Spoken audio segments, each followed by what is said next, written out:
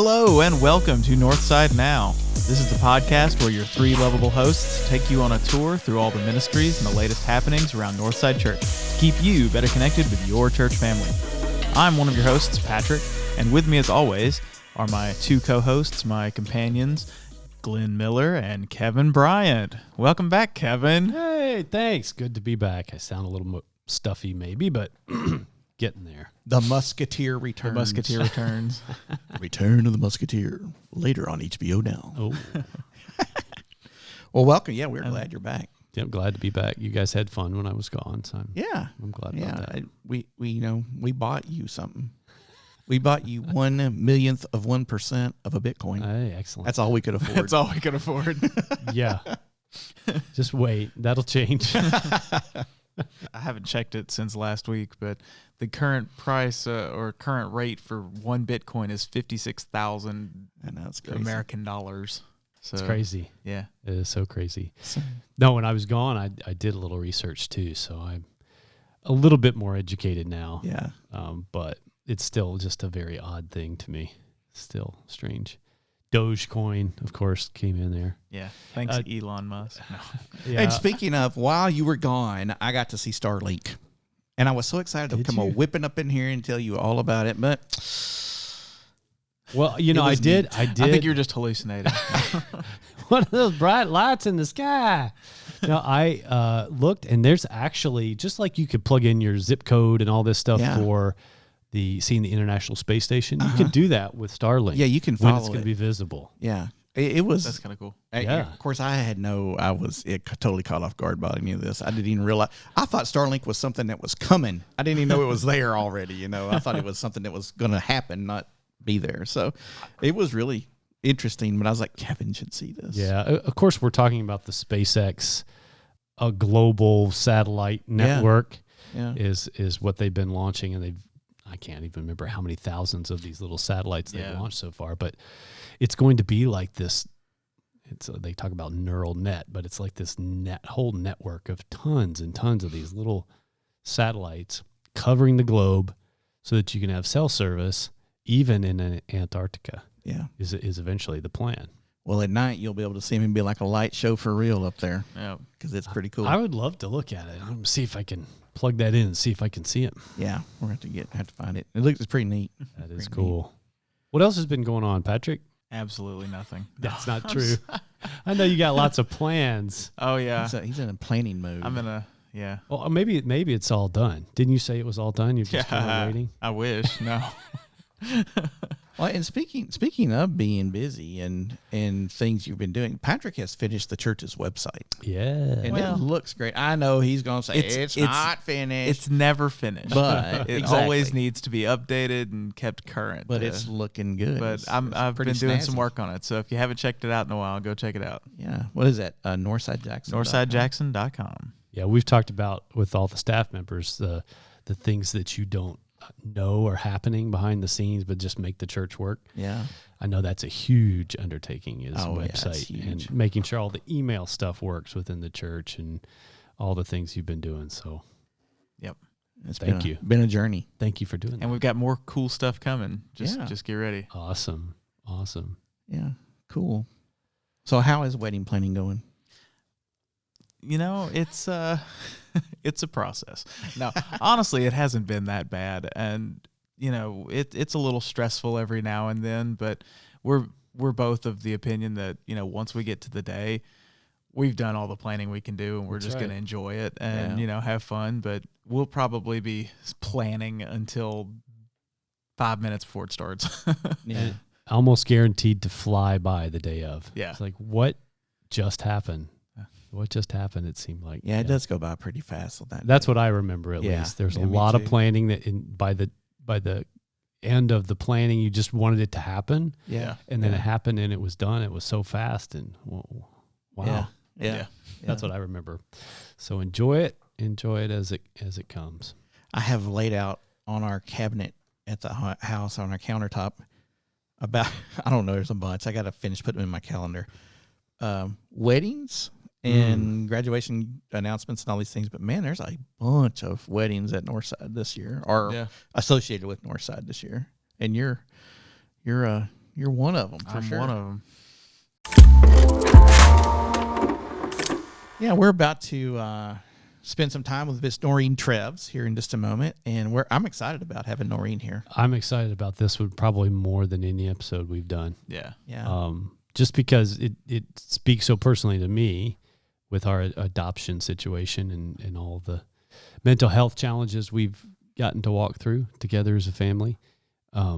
But it's definitely something I do feel like even now, although it's been well discussed in the national conversation, it still is one of those things where I think we're kind of either scared to talk about it or think it never could happen to us, or it's not really our problem. It's other people who are weak. Weak people have mental illness. Yeah. They're not strong enough.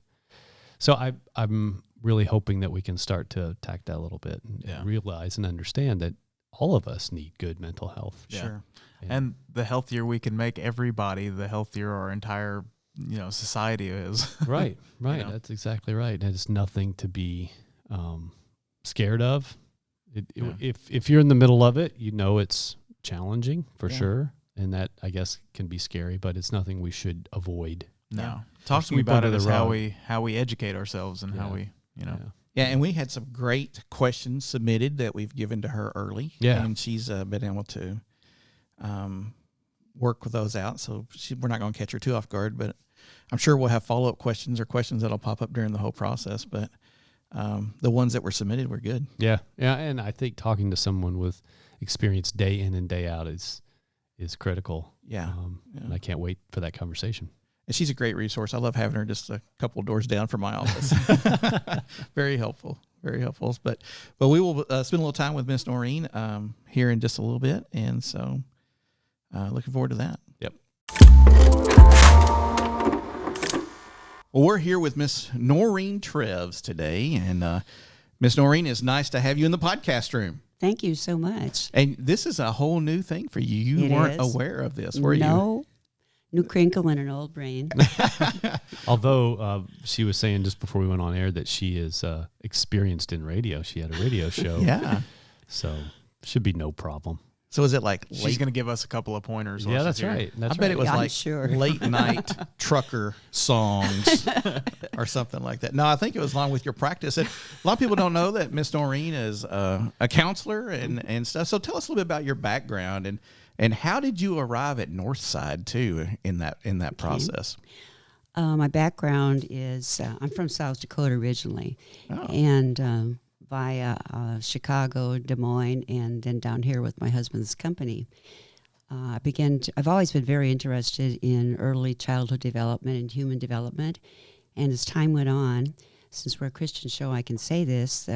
God had a plan that at 48, I would go back to school and get my master's degree, which I did. So I've had offices out in the community, and for a while I had one here at the church as well as out in the community. So had my master's degree plus many hours in therapeutic intervention. Well, she has been an invaluable asset to us here at the church for the pastors, and I know with the youth and stuff. I mean, it's just like, go ask Noreen. Right. But it's just been this great resource to us, and we thank you for being that for us because we sure need it. And you just have knowledge and things inside of you and a way of dealing with people that just is so wonderful. Well, thank you. And so, he's never said anything that nice about me before. Me either. I was going to say wow. I do want to talk about your shirt sometime, Patrick. That's pretty cool, though. I'm talking about the pineapple one. Yeah. That's pretty cool. Well, that does remind me, too. Noreen and I got to go with the rest of some other folks to Africa this year, and I found out that you have a great affection for elephants and giraffes. And particularly elephants. Because they're like a family unit. Yeah. They're very much like a human family development unit. And we saw some really, really big ones. We did. I mean, y'all, and it's like a house walking across the prairie. Yep. It's the strangest, most amazing looking thing on the planet. My grandmother is the same way. Of course, she passed away several years ago, but when she was a missionary in Africa, I think that's probably where she first got into contact with them. But she collected them as well. I do too. And she had some of the coolest things that were elephants that, from glass figurines to pillows that she had this one pillow thing that had a zipper on it, and it would be reversible. So it would be like a stuffed animal, cool. elephant, and then you turned it inside out and zipped it, and it was the globe. Oh, wow. The world. So she had some amazing pieces in her collection, but she loved elephants too for the very same reason. Very family-oriented, very intelligent, but they are big. They are big. Definitely. They're so big. Well, we asked Miss Noreen to come and join us here on the podcast, and one, just so she could find out about podcasting, because she's been really interested in this, and two, as people are emerging, kind of like the cicadas this year, but as people are emerging from COVID and restrictions are getting dropped, and more people are re-emerging into their lives with family, with church members, with schools and with work, people will be going back to work. I know there's a lot of talk about, should you go back to work and things like that. We wanted to just have her come in and talk about, mental health and the things that we can do in families, the things we can do with one another, with each other and things. So we have several questions for her today. So I'm just going to start with the very first one because it relates specifically to the COVID, and many others may not. But as we're coming out, what are some of the best practices for families to implement so that they can work through this time and it'll help them mentally prepare for the reintroduction to the busy outside life that just seemed to stop all of a sudden a little over a year ago? Well, once I read my list of questions, I had a younger preteen client, and I said, what do you think we should be doing? I asked her the very question. Oh, here. wow, good. And she said, well, I know all my friends and we want to go out to eat. We're tired of eating at home. I want to get together and go out to eat. Right. And I really encourage families to begin to either go out together or a lot of them are talking family vacations. Yeah. And I think that's very important. Excuse me, but it's hard because some places are still kind of semi-closed. Yeah. And there's so much fear and the unknown out there that some people are still very hesitant to go out. I think that getting together with small groups, I think we're already doing that here. And expand that as bit by bit. I think we've established a new normal. We're writing new history. So we're kind of still finding our way. But we will. I know last summer, people around the river, was a lot more RVs and stuff like that. And camping is a big deal. And I understand that it's growing. Like the national parks are trying to figure out how to handle all these folks that are coming. Are those kinds of old traditional family hangout times, and getting out in nature seems to be a really important piece for a lot of folks? I'm seeing a huge interest in that. My husband and I are campers. In fact, we're leaving today after this to go camping because I think nature is very restorative. Yeah. And kids can get out and run and don't have to sit so formal in a restaurant, for example. When we've been out to the campgrounds, and we went this whole past year because it's a safe place you could go, we see that the children can run more freely. A lot of families, grandparents, parents, children, dogs, cats. Right. Last place we were at Chickasaw, and some people next door had chickens. They brought their chickens. No way. Which I'd never seen before. Take your chicken camping. So, I've seen chickens on leashes before, so it happens. They must have thought it said chicken saw. maybe. Oh, good one. There you go. There you got it. So, I think it's a wonderful way, but I'm finding either you really like camping or you don't. Yeah. But I'm also meeting people that are willing to try. It's like, I think maybe it's something we might want to do. Yeah. It feels safe, I guess, and being able to get outside very much and so. play. You can be as close to someone or far away. And again, I always think nature is very healthy. And one of with a lot of young people and families, please say this, because it's okay to not worry about any of the stigma that goes along with talking with someone if you do get in these really extra blue depressive states. And and all this, there's nothing wrong spiritually or socially or psychologically to actually go and visit with someone like you and spend some time getting some tools in the toolbox. I'm really seeing that that's changing over the years since when I began my practice. But I still think that, and I'm always telling someone when you come in, I think you're very courageous, extremely courageous to come in and talk to a pure stranger about something that's concerning you. So I'm always very sensitive to that. As I say, it's a scary kind of thing for a lot of people. And I also, since I work with, certainly in the Christian realm, I can safely say that all of my clients, with the exception of 2, have come from God. The other 2 don't think so. So that's always kind of nice, too. Yeah. Well, I've been really looking forward to having this conversation. We've talked about it for several weeks, months now, actually, because of its impact on my family. But I have noticed that too in the national conversation, especially in the last maybe 5 years. But as COVID's come along, it's become more of a topic, and so many people are saying the same thing, that there's such a stigma about just even the mental, or the word mental illness. It's a phrase, actually 2 words, but it's okay to talk about, and even more than that, it's really important to talk about.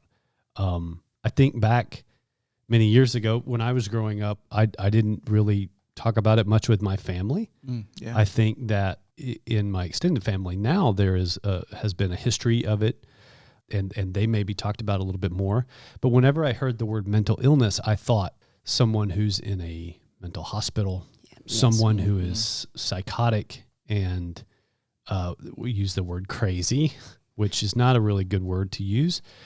So I wasn't educated, I think, is really the key. And I see that even now as we've gone through multiple layers of it, and we'll probably get to that and talk about it a little bit. But Noreen, if you can kind of take us down a path just to start at the beginning, what is mental illness and why does it happen?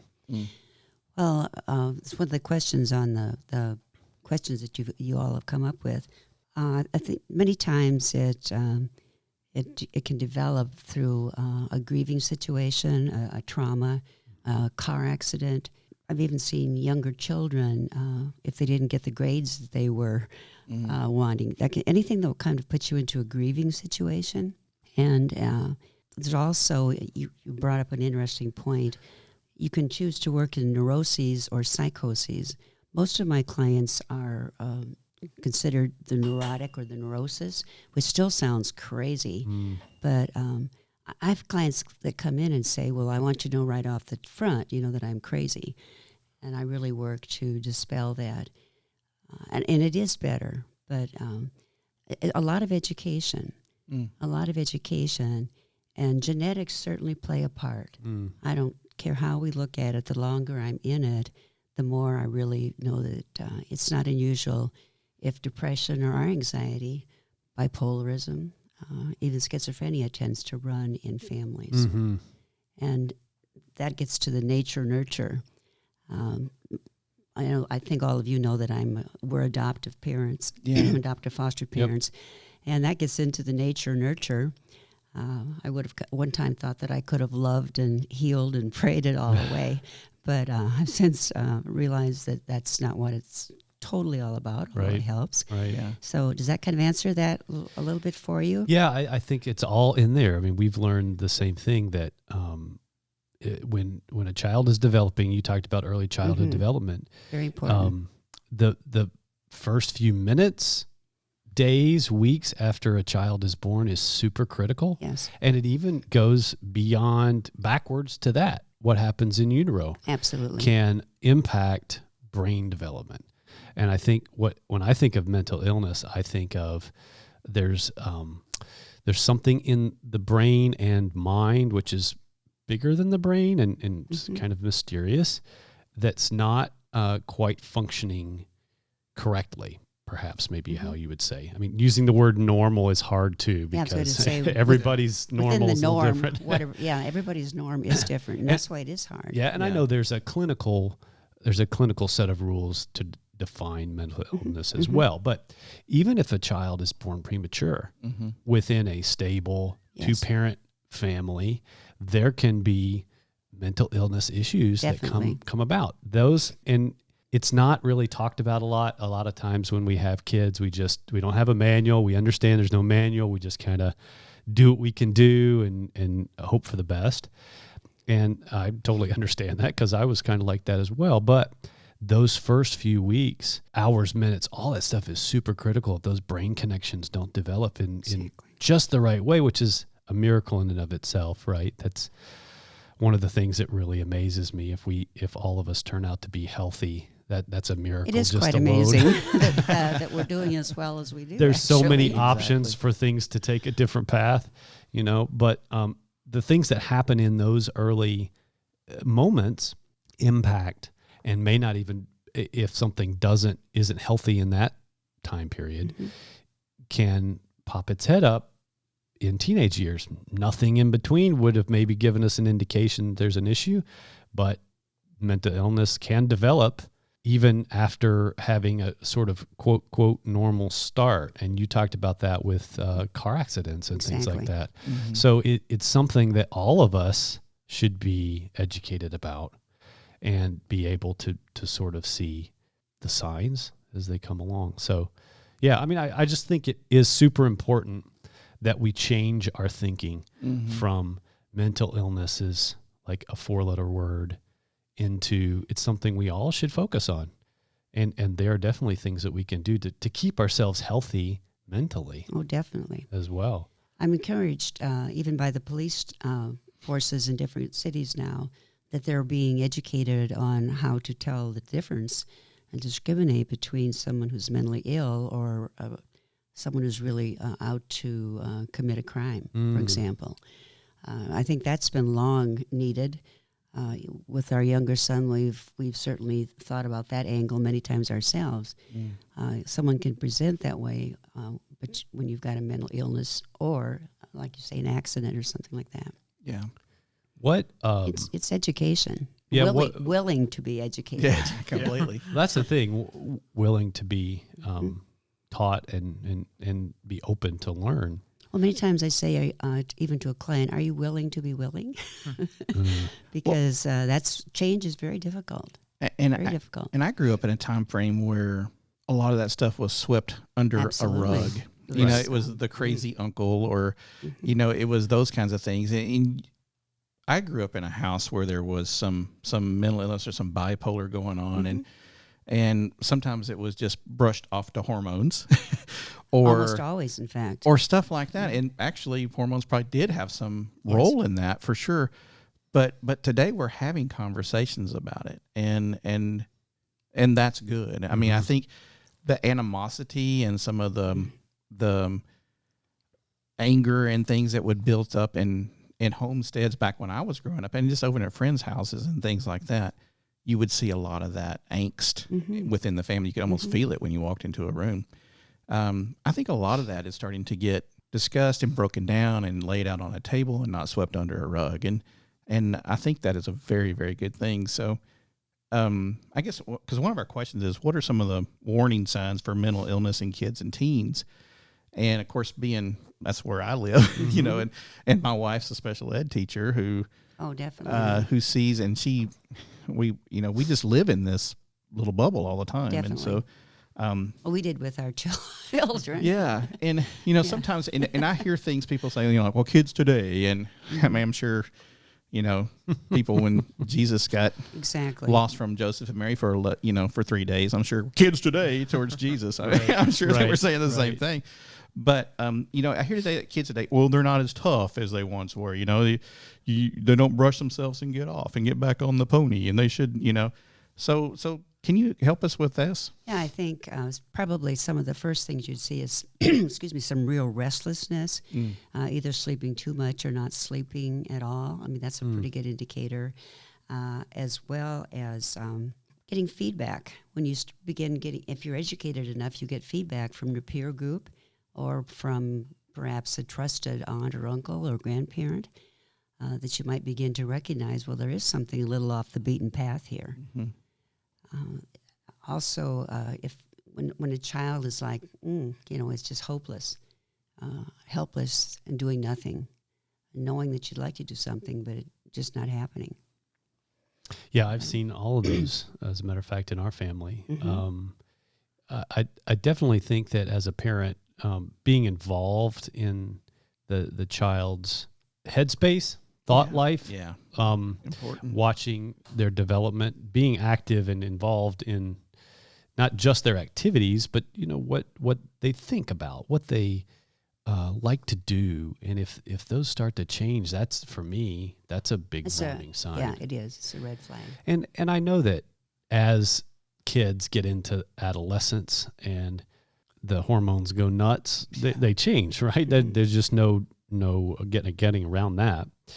So it's challenging, especially at that time frame. Okay, is this just, like you said, Glenn, hormones? Which is it? Or is this something else? And that's where, at least for Lori and I, we've tried to just be present, to watch, to ask, how are you feeling? Things, probing questions like that are more on an emotional level, or get them to talk about what they're thinking. Those kinds of things that help try and expose a little bit of the secret life we all live inside our head. And to get that out so we can at least maybe see a warning sign. But sometimes it just comes out of nowhere and you just don't. I agree. And it's also very difficult because if it's a teen, if it's their idea to talk, then you drop everything and stop and talk. Yeah. That's right. That's very important for your presence. And you might catch them in a moment when they really will share. I sometimes laughingly tell parents when I worked with teenagers, I think the best thing to do is pretend you're on a roller coaster and just strap in. And at the end of it all, hope you're still in. Right. I believe in a sense of humor. You've got to try and keep on going. Yeah. But I think it's very difficult. And teenager, it's not unusual at all to be a teenager and have some depression. It's almost a given rather than an oddity. Yeah. A lot of pressure on them. I think one of the things Always have been. We've struggled with is there's new avenues of pressure now. You know, when you have absolutely social media followings and I was hoping you'd ask about social media. Stuff like that. And some people will say, well, it's all because they have social media. This is all happening because of social media. And then other people would say, well, social media is just a tool. It's not at fault.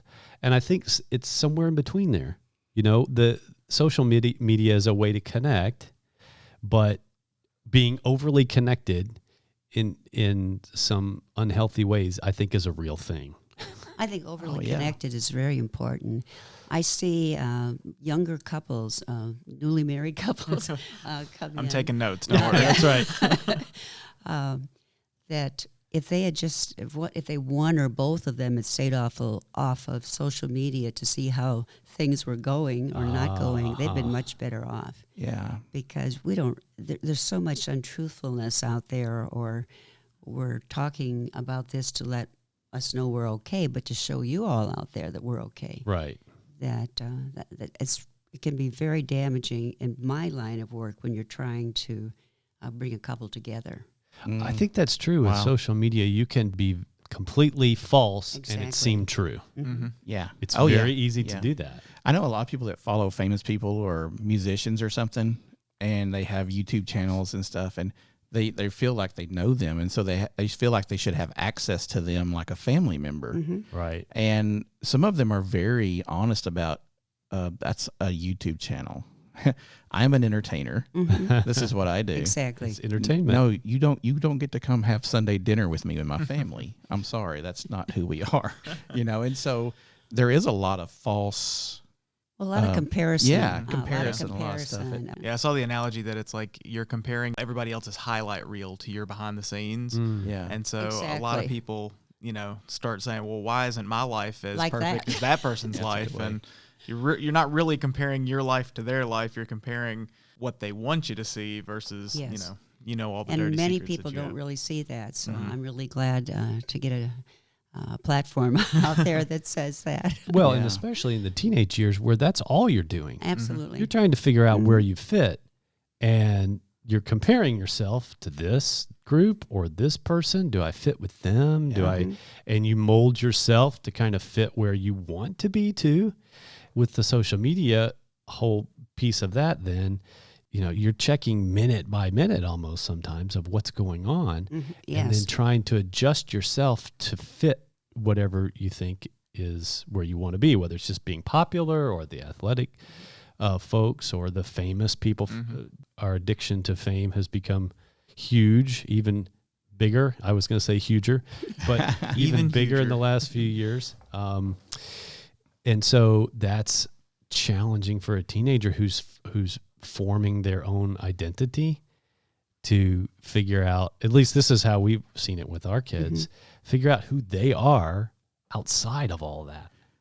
And in my experience too has also been in the process, Noreen, you might be able to, we used to do this within our own little pond, but now with social media, it's our pond has become the It's a entire river. world. Yes, it's And international it's so now. huge that there's a lot of fish in an ocean versus a pond. Yeah. And you can't be all those fish. No, and something else I see is FOMO, the fear of missing out. Yeah. Yes. Because people Exactly. see, they're seeing their friends, and granted, it's this friend on this night going to this party, and it's this friend on this night going Yes. here.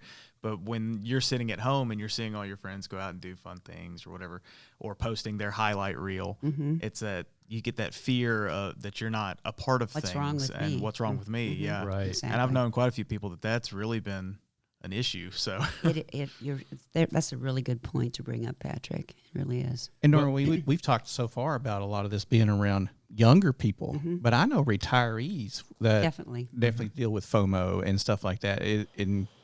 So grandma and grandpa might be dealing with that as well. Yes. So I think that's why maybe why camping is coming back into style in some ways. I think that you, as parents, you have to be intentional on finding things to sometimes force your kids to unplug, whether it's, family time just outside of social media, you put the phones away and all that stuff, or you go on trips that are not where you're not connected all the time. I do think that is important. I mean, back when social media didn't exist, I'm thinking about that, Glenn, in your own pond, you may not have spent a lot of time together as a family, but you did have downtime in some way, whether it was just going outside to play or, Sunday dinners or, whatever it might have been. And that becomes increasingly more challenging for us in a very busy, very interconnected, world-connected society. How do you take the time intentionally to do those things? And that can be good for mental health. Oh, definitely. Also, a hand clap to the parents who have the courage and intelligence, wherewithal to pull the plug occasionally, because it's very difficult to do. Yeah. It's change is difficult. Well, we've talked about change a lot on this That's what my job podcast. is all about. Yeah. But yeah. So one of the things that I've heard before is, well, they're just a troubled kid.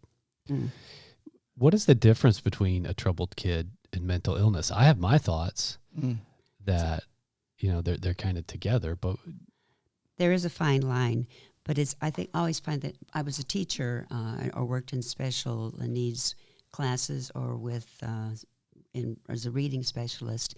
So that's why I really became so interested in child development, because most of the time children sent to me were like a troubled kid of the classroom. I mean, Right. you take them for 30 minutes or half That's hour right, yeah. and get them fixed and send them back.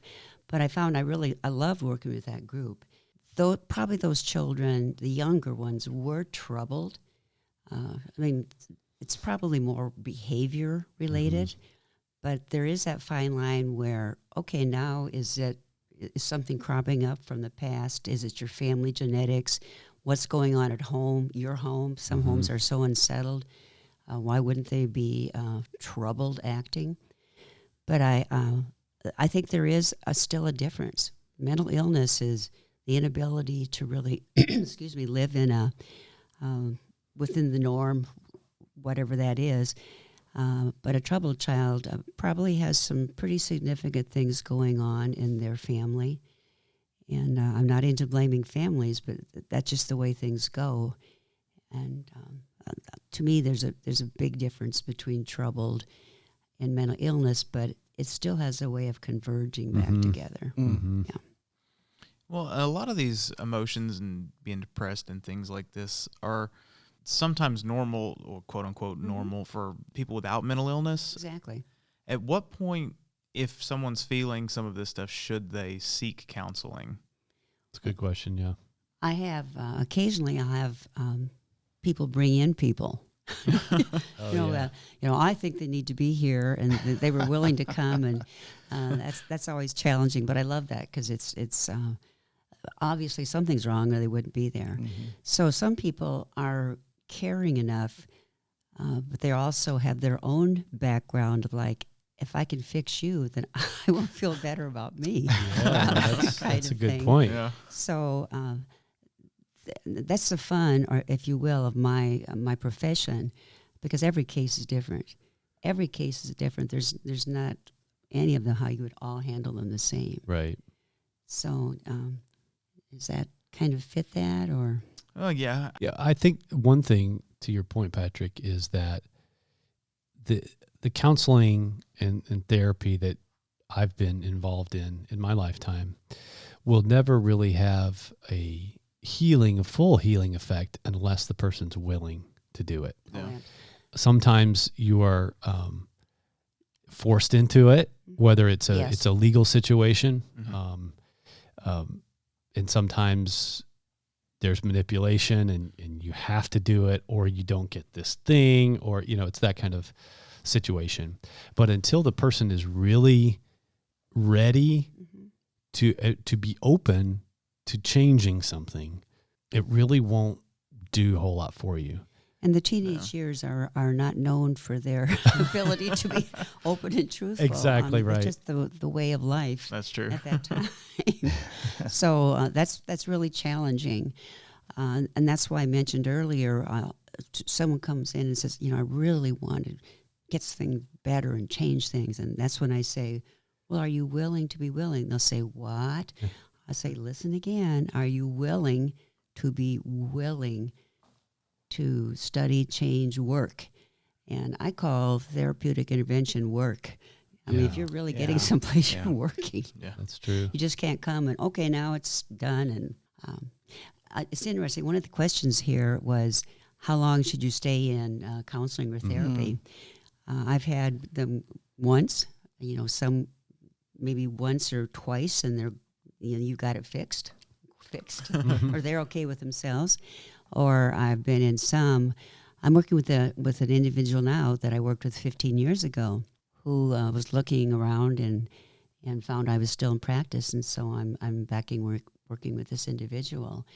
So sometimes it's if a person's come from such a traumatic background, it just kind of settles down, and then something happens, life changes, and then it's right back there in the forefront. And I'm speaking many times of addictions, and something like that happens. Yeah. I think that our experience has been that it is like a roller coaster in a lot of ways, that sometimes you're feeling really good and in control of a little bit of enough of your surroundings and your emotional health that you're feeling okay. And then sometimes you're not. And that's not necessarily indicative of like a bipolar situation. No, it's not just, at all. it is the way it is. It's life. And our lives are like that. Even if you weren't diagnosed with the mental illness, there are times when we're happy and joyful and times when we're not. Sure. It's just that I found when you have mental illness mixed in there, the extremes are more extreme. And sometimes you get stuck in one of those extremes for a while. Absolutely. And irritability. Yeah. I mean, my opinion or my advice for people, and I am definitely not a professional in this, other than I've had some just experience and education by life, is that if you feel something's not quite right, you're probably right. Usually I say, and you might want to end up taking this out, but I always say trust your instincts or follow your gut, because and I use those exact words, because trust yourself. God gave you intuition, and many times that's trained out of us. You don't do that. Do this instead. And so many times I'll help a person realize and reintroduce. I've got a feeling about this. It's okay, and it may not be mental illness. I just have a feeling that something's a little off here. Noreen, why is that trained out of us? What happens in the growing pattern that trains that out of us? I've asked several clients, and along the way, at what time, I'll explain it to them. They'll say, well, yeah, I remember when I used to know maybe something was going to happen before it happened. And I'd tell somebody, and my parents would say, oh, be quiet. They'll think you're crazy, or they'll think we're all crazy over here. I think most of us can think back when almost everyone I've ever worked with can go back to a time, well, yeah, I knew something wasn't okay, but I knew better than to talk about it. We just didn't want to talk about it out in my family or the community. Noreen, let me ask you kind of a follow-up to that, because now you've really piqued a lot of curiosity in me, because I was allowed to play a lot when growing up. I mean, I had, cars and action figures and, everything. And I don't know if kids play with that. I know some do still, of course, but I feel like they get a hold of devices. And if I'm playing a video game, I'm playing an adventure that someone has laid out for me to do. And I'm not sitting there. I know watching my daughters, they both were very playful. They would have little house sets, and you just listening to them play. And we never squashed any of that. But we learned a lot about what was going on in them, especially young. What do you think about that? Are we?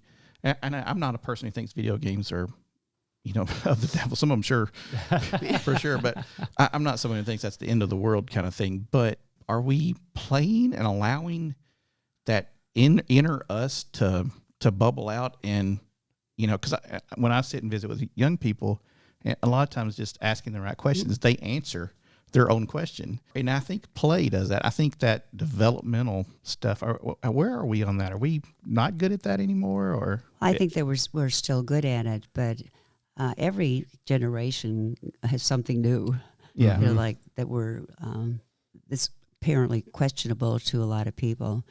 But I do see it as a kind of a loss for parents when they allow that become the child sitter kind of situation.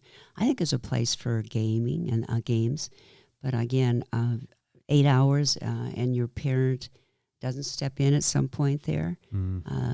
I think that's kind of a precarious place to be. I think it has changed, but again, every generation, and I'm old enough now that I've lived through several. Yeah. There's always some Sure, exactly. quirk out there that's going to destroy the world. Elvis was taking us down, right? Right. We somehow managed to. I'm still up walking and talking. Right. I think that's a good point, though, Glenn. It is. That as parents, their physical development is obviously what we see a lot. Are they walking? If they're walking, are they walking properly? Is there something wrong with their feet? Or, those things are very visible, right? We can see that. But what about their mental development too? Yeah. And some of that does happen with things you wouldn't even think about, like how they play, what they are stimulated by. And being an early childhood development aficionado and a teacher will see this too, because they're taught how children develop, but if they don't have the right stimuli and enough of that is a challenge for that child to develop properly, right? Absolutely.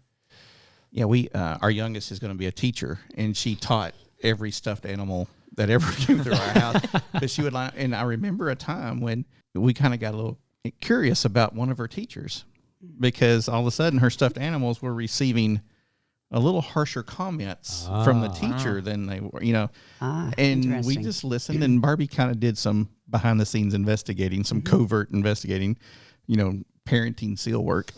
And so, and it later came out, on an evening when our youngest was crying and just having a meltdown, that the teacher had kind of been a little more a little harsher than they should have been, perhaps. Yeah, well, I've done a little bit of reading on toys and action figures and that kind of development as well. And one of the things that I have read is that that's a way that kids can explore the relationships in their own life and kind of wrap their heads around some things. You know, they're playing with their dolls in their house, and this is mom and this is dad, and this is how their family interacts. And if you watch how they play with the toys and make their toys interact, it really sheds a light on how their world is around them. Yeah. Patrick, I really liked hearing you say I've done a lot of reading. I wish that more people would say I've done a lot of reading about this, so they actually would understand that. Yeah. People, there's not time or there's not interest. No. But I wish, or else we're desperate enough that we're going to try and read our way out of it. Right. And Noreen, Patrick, you brought up a good thing. I mean, that's an actual therapeutic technique, right? Yeah, Play. absolutely. Yeah. Absolutely. To observe a therapy. child's play with There are a lot of objects. play therapists. When I came in, graduated in '94, there were not many play therapists around. Now they're everywhere because it's like this is not the only reason, but blended families or families such as ours are just in quotes a regular family. Let's get them to a child therapist or a play therapist. But I watched good play therapists work, and it's a lot like that. When you're moving symbols or little animals or something around, it's very effective. It's very effective. Well, man, that was good stuff. Yeah. I don't know how in the world we're going to, you got to take a moment. And I hope you were listening, because we're going to be able to spend some time with her again next week. And goodness, I think just the questions I have running around in my head right now. Well, I think it's super important for us to think about it, right? To have sure. conversations that encourage us to sort of challenge what we think and what we know and to really think about this stuff because it is worth it. It is very important for all of us. So I've thoroughly enjoyed that. I know we're going to get into some great stuff as well next week. But I'm really excited that we're having this conversation. And she's so great, y'all. She's just awesome. She's wonderful. Yeah, she's fun. Yeah, she's just so cool. So cool. Well, Patrick, I know there's other stuff going on around the church right now. What's happening? There's a little bit going on. I don't know if you were at church this past Sunday. You know that we're kind of back to normal. Yes. All the chairs are back together. And Signs are down. Signs are down. So, so we are back to, you're responsible for ourselves. So if you want to wear a mask, wear a mask. Sure. That is perfectly fine. No I problem. might occasionally, but it feels good. Yeah. It feels good. In some ways, it feels very, very familiar. And it's like, yes, this is what church is. But then on the other hand, it feels very weird. And It does. It's like there's too many people in this room. And to have graduation Sunday and Yeah. some, we just got a lot going on right now. It's funny when we've watched, I think it's mainly been movies or TV shows. Some of my kids will say, they're not wearing masks. Yeah. That's weird. Why do they not? Or They news or whatever it is. It is interesting. Yeah, that's become part of our life now. Yeah, it has. Part of our life. Yeah, so that is good. It's good to be back, and the rows are back in the Hope Hall, and the tape's down. And it just feels good. Yep. Feels good. And I know that we didn't tease it at all, but earlier, but we have the new baptistry. We do have the new baptistry. That Max Matamoris was baptized in, and he won't be the last. We got a couple more coming down the road somewhere soon. May 23rd. We've got one in Hope Hall. We're going to see. We bought the baptistry with the wheels on it, so we can roll it around. It's mobile. So it's also got some jets in there. Some more, it's like. So there will be. We're going to put it in a podcast room. We'll be podcasting from the Northside jacuzzi. Oh yeah. Bubble bath. Funny. So what else is happening? Our connection lineup I've got for the next couple of weeks. This coming Wednesday, the 19th, Miss Terry Thrasher is going to be speaking. Oh, that's big. Yeah, you do not want to miss that one. We should have like pack the pew, fill the whole Hope Hall up or something. Everybody needs to come hear that. Because I don't know that she's ever talked on a Wednesday night before. If she has, it's been a long Yeah. time. I don't remember. It'll be interesting to hear what she has to say. Mm-hmm. And then the next Wednesday night, May 26th, We're going to do a fellowship at the fire pit. Yes. Down at the Vesper Ring behind the church. We're going to have s'mores for everybody. So go onto the website and sign up so that we know you're coming, so we can make sure we have enough s'mores for everybody. And bring some chairs, and we're just going to have s'mores and sing some songs. We're going to have a couple of people down there with guitars. And, yeah, it's just going to be a good night of fellowship and, sweets. Is it guaranteed to be mosquito-free? I can't guarantee that. Yeah, okay. But we can take some action prior to yeah. try to make that work. That would be nice, but still. Stick a dryer sheet No, in your that's pocket, and it'll keep them away. Yeah. Oh. Yeah. I did go get the skewers for the roasting of the marshmallow. Yeah. And the roasting of the marshmallow. the roasting of the mallow. The mallow. What movie was that from? But now they have these really cool bamboo sticks. Okay. And you can just toss them in the fire when you're done. So they are bug friendly, and you don't have to worry. Here's my biggest thing: you don't have to worry about like a kid, like branding you That's or right. something. Hey, look here, hot poker. Yeah. So what did you do at church? I got branded. Yeah, we branded our church. John the Baptist said, "I'll baptize you with water, but there'll be another one coming and baptize you with fire." Well, we took that part literally. That's right. That's right. I thought you were going to say that the whatever the marshmallow. What do you call it? The mallow, the prong or the stick stick thingy. yeah, the roasting stick was going to be motorized.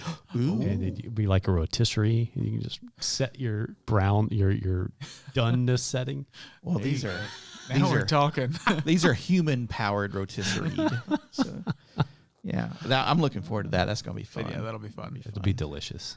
And there's gonna be cornhole and some other stuff out there. Ooh, yeah. The youth are gonna stay afterwards. We're gonna do our small group Bible study out there afterwards. So the party will continue. It'll be from 5:45 to 6:30, and there will be Bible studies and everything after. So. Okay. Or you can hang out with the youth playing Nice. out down there. One or the other. Whatever you feel like. In the wilds of the back of Northside. Yeah. Before it all slides off into the ditch. Yeah, which is happening pretty quickly. Erosion is a thing. It is. Mm-hmm. And I haven't seen we do have a resident raccoon or two. Really? Yeah, I see them in the dumpster sometimes. But we have had red foxes, and there were deer and a groundhog one time that was ginormous. Wow. Biggest groundhog I ever saw. Wow. But there's no telling what lives in that ditch down there. There's no telling. E.T. might be down there. We don't know. So. Well, guys, thanks for podcasting with me. It's been fun. And thanks to all of you for listening and joining us this week on Northside Now. Make sure to visit our website, northsidejackson.com. Check us out on Instagram at NorthsideJackson, and shoot us an email to podcast@northsidejackson.com. We'd love to hear from you. Also, make sure you never miss a show by clicking the subscribe button below. While you're at it, if you find this show to be informative or entertaining, consider rating us on whatever platform you're listening to us on. Or if you'd simply tell a friend about the show, that would help us out greatly. Once again, this is Patrick. This is Glenn. And this is Kevin. And that's what's happening on Northside Now.